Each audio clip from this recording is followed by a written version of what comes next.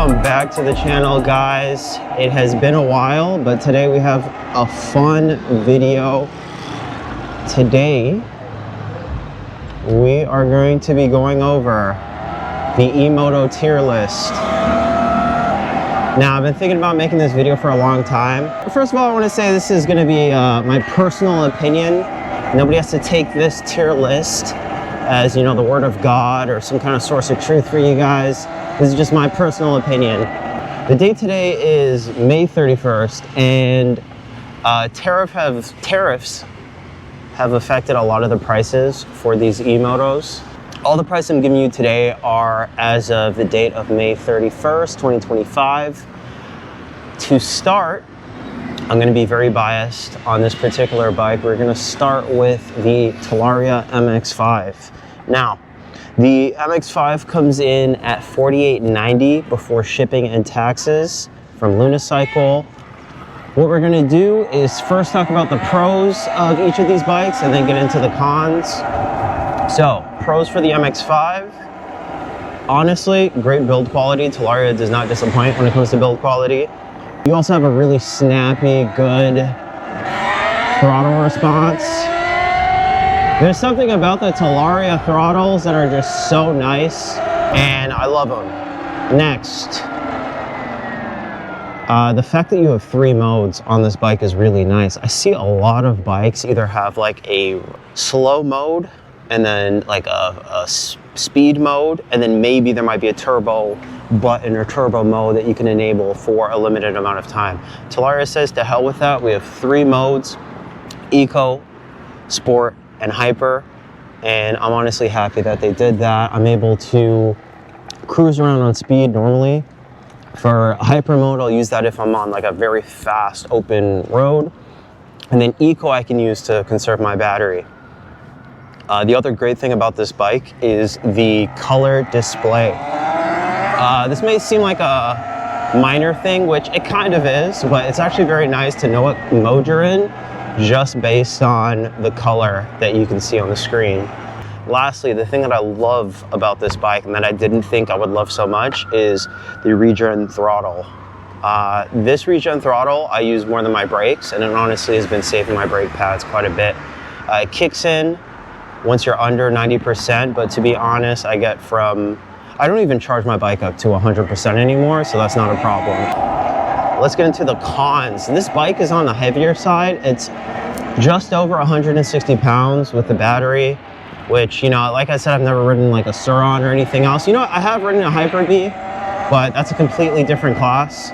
For this class of bike, I feel like this bike is a little bit heavy. I do have to move it around a little bit inside my apartment, so that's a little bit of a pain, but I'm not like turned off by the weight, if that makes sense. The next con is the range on this bike is not as good as some of the other bikes in its class. It's a 72 volt, 40 amp hour battery, but it's also, especially if you're in hyper mode, you can burn through that battery fairly quickly. I don't really need to worry about range. I'm not going on any crazy long trips, and if I do, I'm gonna bring my charger with me and just charge it up. The most important thing I forgot to say is the class that I put this bike in. For me personally, it's A tier. I'm gonna do S tier, A tier, B tier, C tier, and possibly a D tier in the future. I'm gonna be adding to this list as we go. The next bike we're gonna talk about is the Eride 3.0. This bike is very similar in price and power to the MX5, so I think it's only right that we go to this bike next. I'm putting this bike also in the A tier. This bike is $5,800. The price has since gone up. I believe it was like around $5,000 before tax and shipping. Now it's $5,800, kind of crazy, but this world that we live in, these tariffs have made everything a lot more expensive. Pros of this bike, it's 72 volt, 50 amp hour. That is a crap ton of range. We're gonna get into the bike lane here. I don't want issues with the police. So, 72 volt, 50 amp hour, that's awesome. You have a reverse mode, I believe, on this bike. And honestly, they've made amazing improvements over the 2.0 with this model. The tires that come with the bike stock are absolutely amazing. They're branded as Eride Eride tires, but they're very similar to the Shinko 244s. I think they just rebranded them. Let's get into the cons. The cons for this bike, it's pretty pricey now after tariffs. $5,800 is a lot of money to spend on an EMOTO. Next, we're going to talk about the Eride 2.0. And for the Eride 2.0, it is $5,100, which, to be honest, I'm kind of surprised at that. I know before tariffs, they were sitting at around $4,600, $4,400, I'm fairly certain. So this is a little bit of a surprise. I mean, to be honest, I would just go get an MX5 at this point. With the 3.0 out, I don't really see the point of buying a 2.0. I will say when they came out, they were great value for a 72 volt system. These days, a lot of bikes come stock 72 volts, so that's not a problem. But back in the day, that was super important. By back in the day, I mean like last year or the year before. The cons of this bike were that there were a lot of quality issues. People had their suspensions leaking, sometimes blowing out, and I'm sure people were riding these bikes hard, but these bikes were just not built for the kind of damage that people were doing to them. And then the suspension was also, I would say, mid-tier based on a lot of reviews and reading that I've done. The suspension on that bike should be a lot better than it is, especially today. The next bike we're going to talk about is the Eride SR. I'm putting this in the A tier for the SR.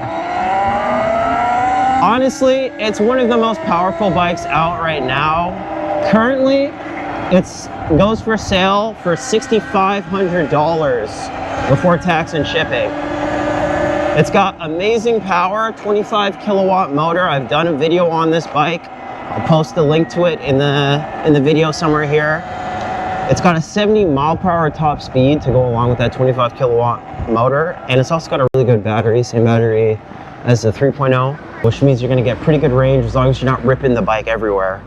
The cons of this bike is very pricey. $6,500 is a lot of money. Maybe I might go get an Ultrabee or some other, even a Ventus 1 possibly, some other bike in its class that might have a little bit more edge over the SR. The other downside is when this bike was first released, the throttle response was very janky. Almost too snappy of a throttle response. You would kind of just get a huge surge of power very quickly, which didn't make for a great riding experience. It didn't make for a great riding experience.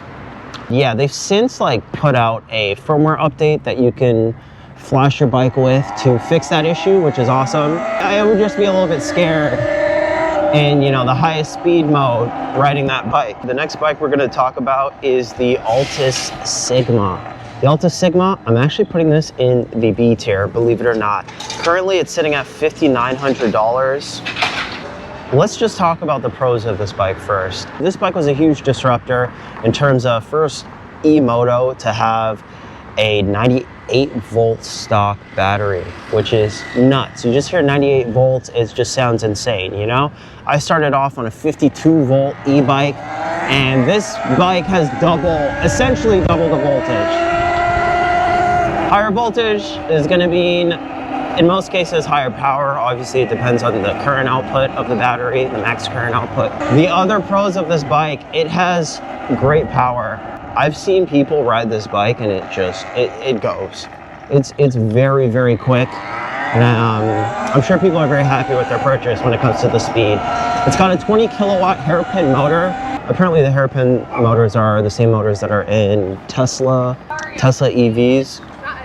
The other pro of this bike is that they let you choose an MX or street bike and the color of each of those. So you can choose to get the bike stock with a 19-inch 16 rear, or for the MX, or you could get a street version, which is 1919. I also have a video that I did on the Sigma right before it came out, and I will post a link to that video right here. So let's get to the cons of this bike and mainly why I'm putting it in the B tier. It's very loud. I'm just going to come out and say it. I've had my concerns with this bike, especially when it came to the chain. and how loud it can be, but based on the video I've seen, the Sigma can be terrifyingly loud for whatever reason. I'm not really sure what the root cause is. Pretty sure it's a direct drive motor. It should not be super loud. I think it might have something to do with like plastics rubbing up on the frame or whatever it is. The other thing I will say is that there have been minor quality issues that people have ran into with certain things breaking on the bike. I might post a few, you know, Reddit posts or pictures of what people have been dealing with this bike. But yeah, minor quality issues. Like I said, Altis is a newer company, so it's kind of expected. You know, the first batch isn't going to be daisies and roses. There's going to be issues that people run into naturally. Next, we have the Mantis 72 volt. I have not talked about this bike much at all. It's a little bit of an older bike. I was very surprised. First off, I'm putting this in the D tier, I'm sorry to say, but since looking at the price today, I actually feel a lot better about this bike. I would put this between a C and D tier. You know, you can choose whichever tier you want to throw it in. The price of this bike is $4,000 now. That's actually really affordable for a 72 volt system. It has a 72 volt 35 amp hour battery, so you're not going to be missing out on range or anything like that. It's actually got a respectable amount of battery. My issue with this bike is a few things. Number one, I've seen a lot of reviewers complain about this. It's the seat design. There is like an indent in the seat that I guess you're supposed to slide into, but it sits you so far up on the bike that it just doesn't make it realistic in terms of being comfortable on the bike or even having the best position possible on the bike as well. It's just not ideal. That's my first problem with this bike. The next problem I have with this bike is, honestly, the battery size should be a lot bigger at this point for this bike. 35 amp hour for a bike this big, full-size EMOTO just does not make sense to me, and I'm sure they're going to address this in the future. They already have made some improvements with the Mantis X, and they also have their pit bike moto line where they have like the Mantis Mini, which comes with a 72 volt 20 amp hour battery, I believe. It's just not a really great bike, just flat out. You know, you're not going to get much range on this. It's not very comfortable. Used to be very expensive, much more affordable now, but yeah, you're kind of getting what you pay for. Next on this list, we have the Surron LBX. Now, for the Surron, I put this bike in C tier. I think it's a definite C tier for me. Number one reason being the price of this bike for performance is it's stupid. It's dumb. Spending $4,700. First off, let's get to the price. It's $4,600 right now. I'm sure this price may potentially go up very soon as well. But it's $4,600 for a 60 volt, I believe it's a 38 amp hour battery. That's highway robbery. You know, I don't care how well built these Surrons are. It does not make sense to buy a Surron. Now, the only person that would be interested in buying a bike like this, in my personal opinion, is somebody who knows they're gonna upgrade the bike right out of the box. If you're gonna be doing upgrades and you don't want something stock that has, you know, a whole bunch of power, this is the bike that most people run to. You know, if you want to dump $6,000 into your bike, by all means, go and buy a Surron LBX. And if you have money like that, go ahead, please. Before getting into too many cons, the pros of this bike is, like I said, super customizable. It's lightweight as well. One of the lightest frames that you will see on this list. The cons, as I mentioned, 60 volt system and way too expensive for the specs. So let's move on. Next, we have the Ultrabee. I'm giving the Ultrabee an A tier. I think this is the only saving grace of Surron right now. It's $7,500. It's the best bike in its class. In terms of large EMOTOs, I think it's the best bike in its class. Pros of this bike is it's customizable, like the LBX. So tons of aftermarket support. I didn't mention that about the LBX, but the reason why they're so customizable is because a ton of third-party companies have come out with parts for it, and they're very easy to find. There's no issues. With the MX5, it's almost impossible right now to find any aftermarket upgrade options for the MX5. And that is what's so great about the Ultrabee. You have all those options. You can buy a bigger battery. It comes stock with a 21 kilowatt motor. And it's also an 84 volt, 55 amp hour battery. So plenty of range. If you're doing a bunch of off-roading, you want to go deep into the hills, like, you have that option with the Ultrabee. The cons of this bike is that it's crazy expensive. It's $7,500. That's the most expensive bike on this list, okay? Very expensive. And then the other downside is, which is not really a big downside, is that this bike is huge. It's massive. It's a massive bike. Next on our list, we have the Talaria XXX, okay? This bike, I am putting in the B tier. Now, it's very close to being an A tier bike. I think if Talaria releases a 72 volt version stock of this bike, it will sell like wildfire. Right now, they probably don't feel they need to do that. They already have just released the MX5. That's their 72 volt stock, you know, EMOTO. If you want that power, then go for it. It's $3,450, one of the cheapest bikes on this list, if not the cheapest. And the pros are, you get a bunch of different color options. They just came out with a blue version, you have a red version, you have the black version. It's great performance for the price. It is a 60 volt system, but it goes faster than a stock Surron. Way cheaper, by the way, over $1,000 cheaper, and it goes faster than the Surron.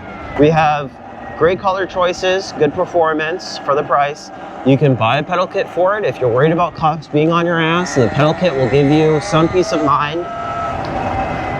You also have the option to pick off-road versus straight tires, which honestly is amazing. I wish I had that option for the MX5. It's also a wheelie machine. I see people wheelie these things like no tomorrow, and I've heard they're much easier to wheelie than bikes like the MX5, MX4, so on. Let's get into the cons. It's not 72 volt. Like I said, hopefully in the future, Unicycle comes out with a 72 volt option, and we can enjoy this bike even more, you know, with even more speed, more range, more power. People are not going to complain, right? I'll put it that way. And then of course with this bike, there is no rear linkage. That has been addressed with our next bike on the list. We have the Talaria XXX Pro, and for this bike, I'm giving it a B tier. Putting it in the B tier as well. I need to see more before I can say that the Pro is an A tier bike. Get into the price. It's $3,550. It's only $100 more than the XXX. So with the Pro, you get a rear linkage, which just makes your suspension, your rear suspension function 10 times better than it would without a rear linkage.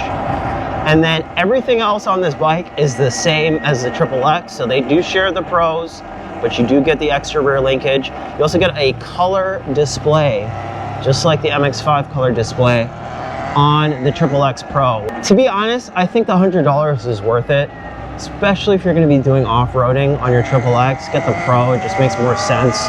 The XXX is terrible at off-roading based on videos I've seen. You're going to be sliding out all over the place. The cons for this bike, in my opinion, is there is no battery, no controller upgrade, no motor upgrade. Everything's the exact same drivetrain as the XXX. Now, if I were coming out with a Pro version, I would expect that you would have at least some spec upgrades. You know, more than a display or the rear linkage. I would want a little bit more. That's just me personally. Anyway, that's a B tier for the XXX Pro. And that finishes our list. This is a preliminary list. I think we have 10 bikes that I just went over. And I'm planning to add to this tier list as time goes on. We may have to move bikes around and place new bikes in their correct tier. But I have a whole bunch of other lesser known emotos that I plan to make a video about as well and add them to this list. I think I'll create a separate tier list for the pit bikes, but we also have like plenty more bikes to add to this list. So I want to thank everybody for watching. I appreciate the support. Don't forget to like and subscribe. We're going to have more content coming soon, more tier list content. Stay tuned, guys, and I'll see you in the next one. Peace.